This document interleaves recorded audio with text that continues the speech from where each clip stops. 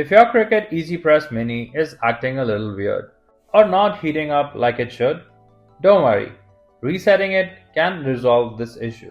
In this video, I'll walk you through the simple steps you can follow right at home. No tools needed, no tech skills required, you just have to follow along and we'll get it fixed in a minute. First things first, you just have to unplug the machine.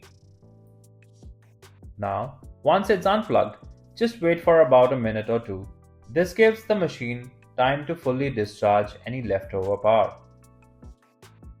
Alright, after waiting, go ahead and plug your EasyPress Mini back into the outlet. And finally, once that's done, press the power button to turn it back on. That's it. Your Cricut EasyPress Mini should now be fully reset and ready to use again. Thanks for watching.